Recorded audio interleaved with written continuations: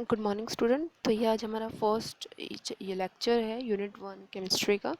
Some basic concept of chemistry. हम यहाँ पे कॉन्सेप्ट पढ़ेंगे जो केमिस्ट्री के अंदर बेसिक कॉन्सेप्ट हम लेकर चलेंगे। ठीक है, तो यहाँ सबसे पहले आता है chemistry. What is chemistry? Chemistry होता क्या है एक्चुअल में? ठीक है, तो ये कह रहा है chemistry is the science of molecule and their transformation. Chemistry क्या है? एक तरह की साइंस है। किसकी साइंस है? मॉलिक्यूल्स की, और उन मॉलिक्यूल्स की ट्रांसफॉर्मेशन की। ठीक है, it is the science not so much of the 100 element but of infinity variety of molecules that may be built from them। यानी कि ये ऐसा नहीं है कि ये 1000 मॉलिक्यूल्स एलिमेंट्स के बारे में होगा, बल्कि ये इनफाइनाइट मॉलिक्यूल्स के बारे में है जो हम बना सकते हैं। ठीक है, तो हम यहाँ पे केमिस्ट्री के बारे में डिटेल में पढ़ेंगे।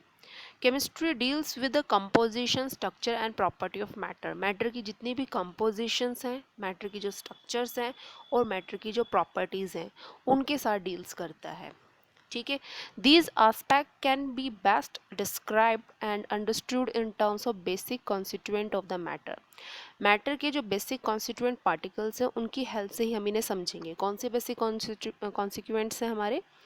Atom and molecules. ठीक है, that is why chemistry is called the science of atom and molecule. इसीलिए केमिस्ट्री को क्या किया जाता है? Science of atom and molecule किया जाता है। कैन वी सी, हम देख सकते हैं, way and progressive these entities. हम इन्हें नहीं देख, क्या हम इन्हें देख सकते हैं? क्या हम इनके जो वेट्स हैं उनको मेज़र कर सकते हैं एटम और मॉलिक्यूल के? Is it possible to count the number of atom and molecule in a given mass of matter? क्या आपको, अगर मैं कुछ मोल्स अगर मैं किसी मैटर के देती हूँ, जैसे मैंने मान लो मैंने आपको हाइड्रोजन के दे दिए, नाइट्रोजन के दे दिए, क्या उन नंबर ऑफ एटम को काउंट कर सकते हो? And have a qualitative relation between the mass and this particle? क्या इन पार्टिकल्स का, पार्टिकल्स यानी एटम और मॉलिक्यूल के बीच में कोई मास है, कोई रिलेशन है इनके मास के बीच में और इनके नंबर के बीच में? तो इन्हीं सभी क्वेश्चंस के आंसर हम इस चैप्टर के अंदर देंगे। ठीक है, और हम यहाँ पर with the help of some numerical values and suitable units के हेल्प से हम इन सभी टर्म्स को क्या करेंगे? धीरे धीरे डिस्क्राइब करेंगे। ठीक है, तो सबसे पहले इनको पढ़ने से पहले हम जान लेते हैं केमिस्ट्री की इम्पोर्टेंस क्या है। Importance of chemistry. Science can be viewed as counting human effort to systemize the knowledge for describing and understanding the nature। Science को पुराने टाइम से ही ह्यूमन के कंट्रीब्यूशन में हम क्या काउंट करते हैं? ह्यूमन के जितने भी इफेक्ट है ह्यूमन बींग्स के अपनी नॉलेज को डिस्क्राइब करने के लिए और नेचर को अंडरस्टैंड करने के लिए, इसी को हम साइंस कहते हैं। For the sake of convenience, science is subdivided into various discipline. Science को बहुत सारे डिसिप्लिन के अंदर डिवाइड किया जाता है, बहुत सारे डिवीजन के अंदर डिवाइड, कैटेगरीज के अंदर डिवाइड किया। कौन कौन सी है? केमिस्ट्री, फिजिक्स, बायो, जियो एक्सेट्रा।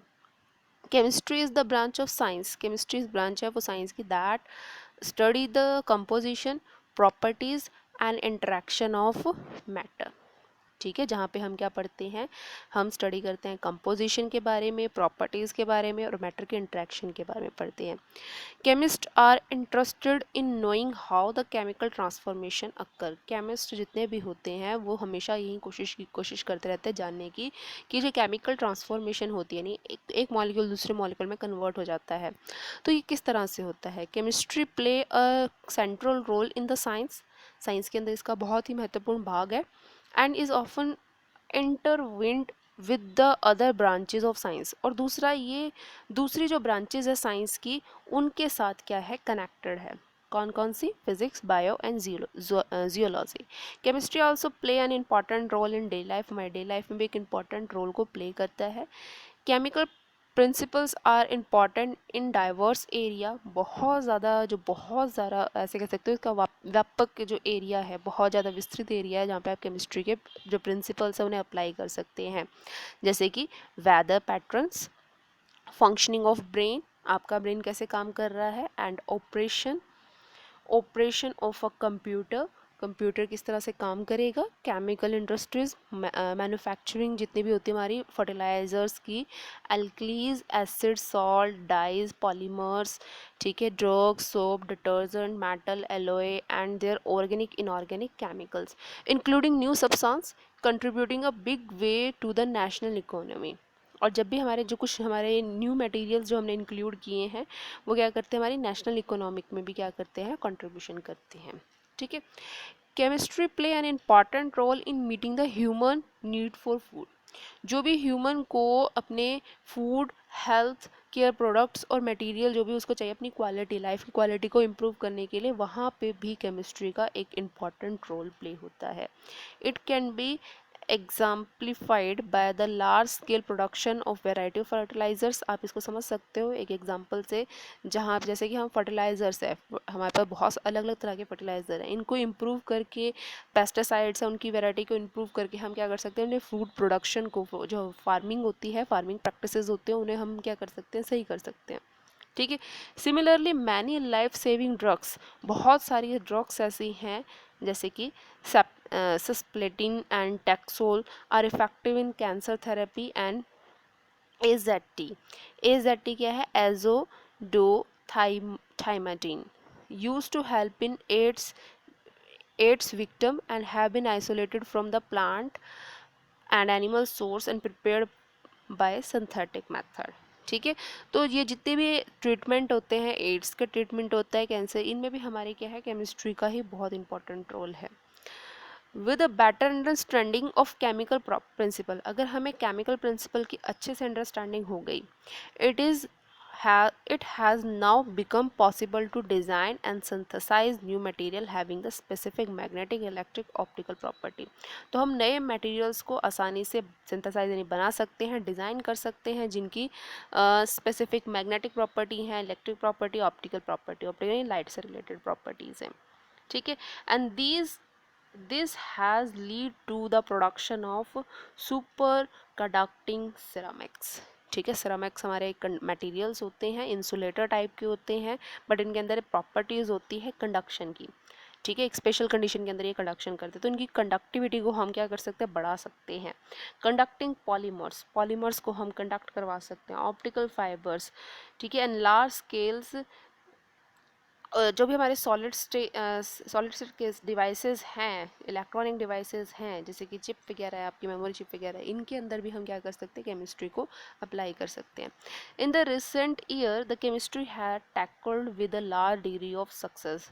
केमिस्ट्री में बहुत तरह के बहुत ज़्यादा इंपॉर्टेंट सक्सेस आए हैं। Some of the pressing aspect of the environment degradation, कुछ ऐसे हैं कि जो एनवायरनमेंट को के अंदर क्या कर रहे हैं, एनवायरमेंटल डिग्रेशन कर रहे हैं, एनवायरनमेंट में क्या कर रहे हैं, एनवायरनमेंट को ख़राब कर रहे हैं। Safer alternative to the environment hazardous refrigerator, जैसे कि अगर हम बात करें क्लोरोफ्लोरोकार्बन की है, इसे हमने केमिस्ट्री के थ्रू ही बनाया था क्लोरोफ्लोरोकार्बन को, बट ये हमारे लिए क्या हुआ, ये हमारे लिए हार्मफुल हुआ।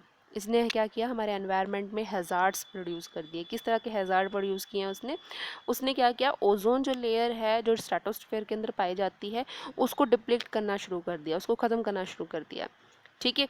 और इस वजह से जिसको हमने बनाया था लैब के अंदर, however when a big problem continue to the matter, बहुत सारे बिग प्रॉब्लम्स हैं जो केमिस्ट के सामने आते हैं, तो हम इन प्रॉब्लम को सॉल्व कर सकते हैं धीरे धीरे इनके अल्टरनेटिव वे ढूंढकर। One of the such problem is the management of green houses gas. Green house gases का जो मैनेजमेंट है, सबसे बड़ी प्रॉब्लम ये है, जैसे कि मीथेन हो गई, कार्बन डाइऑक्साइड हो गई, हमारी क्या है, N2O हो गई, क्लोरोफ्लोरोकार्बन हो गई, ये ग्रीन हाउसेज गैसेज हैं। Understanding of the biochemical processes, अगर हमें बायोकेमिकल प्रोसेस की अंडरस्टैंडिंग हो गई, and use of enzyme of large scale production of chemical and synthesize of new erotic material, और इनके जो भी एंजाइम को किस तरह से यूज़ करते हैं, ठीक है, केमिकल जो है प्रोडक्शन जो होती है उनकी कैसे होती है, उनको सिंथेसाइज कैसे कर सकते हैं, और नए मटेरियल को हम कैसे बना सकते हैं। ठीक है। Some of the intellectual changes for the future generation of the chemist की के लिए ये चैलेंज हैं आगे आने वाले। और developing country like India need to be talent and creative chemist for accepting the such challenge, और इंडिया को क्या है, इस तरह के केमिस्ट की ज़रूरत है जो क्या कर सकते हैं, क्रिएटिव जो केमिस्ट हैं जो नए एलिमेंट को बना सकते हैं, नए एलिमेंट को डिस्कवर करने की ज़्यादा ज़रूरत है।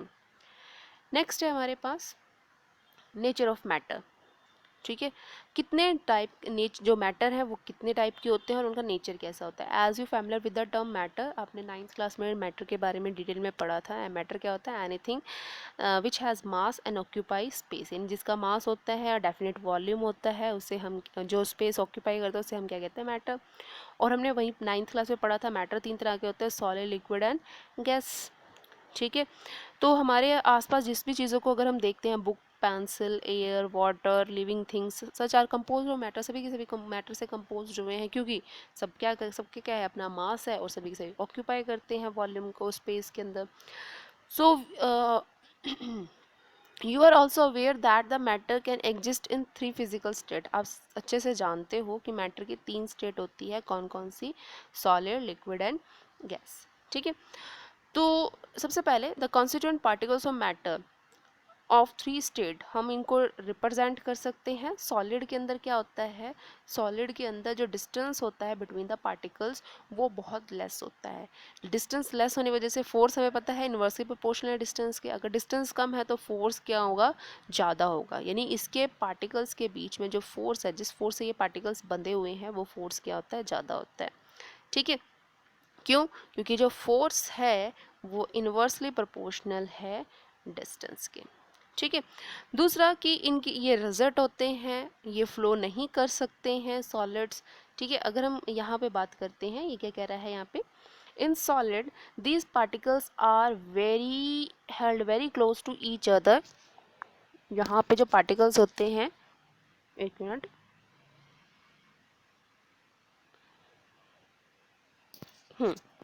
सॉलिड के अंदर जितने भी पार्टिकल्स होते हैं ये बहुत ही क्लोज होते हैं, ऑर्डिनरी फैशंस के अंदर होते हैं, and there is no much freedom for the movement. ये मूव नहीं कर सकते क्योंकि मूवमेंट इनके अंदर स्पेस ही नहीं होती।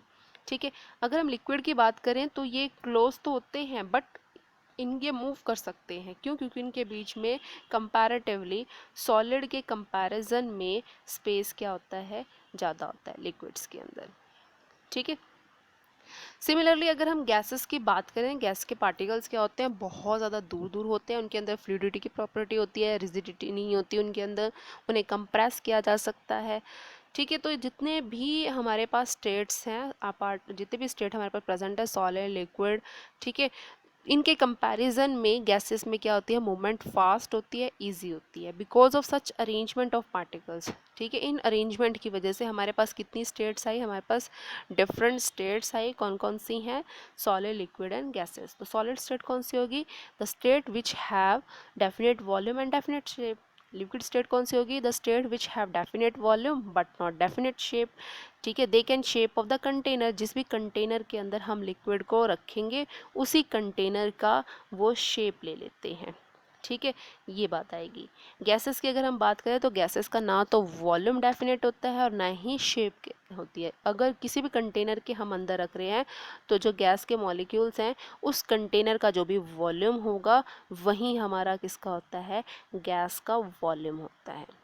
ठीक है, अब देखो, हमने 9th क्लास में ही पढ़ा था कि इन स्टेट को, ये जो जितने भी स्टेट्स हैं मैटर की, they are interconvertible. Interconvertible का मतलब क्या है? कि आप सॉलिड को लिक्विड में चेंज कर सकते हो हीट अप्लाई करके, और आप लिक्विड को गैस में चेंज कर सकते हो हीट अप्लाई करके। सिमिलरली अगर आप इनका टेम्परेचर लो कर दो तो आप क्या कर सकते हो? गैस को लिक्विड में और लिक्विड को सॉलिड के अंदर चेंज कर सकते हो। ठीक है, तो ये क्या कह रहा है? On heating a solid changes into liquid and liquid further on heating. और जैसे जैसे हम आगे हीटिंग करते जाएंगे जो लिक्विड है वो क्या होता जाएगा? Changes into gaseous state. ठीक है, in the reverse process gas on cooling liquefied to the liquid and liquid on further cooling freezes to the solid. ठीक है, तो आज हम इतना ही करेंगे, आगे हम नेक्स्ट लेक्चर में करेंगे। यहाँ तक आप लोगों को अच्छे से पढ़ लेना है और इससे रिलेटेड जो क्वेश्चंस हैं मैं आपको सेंड कर दूँगी। ठीक है, ओके।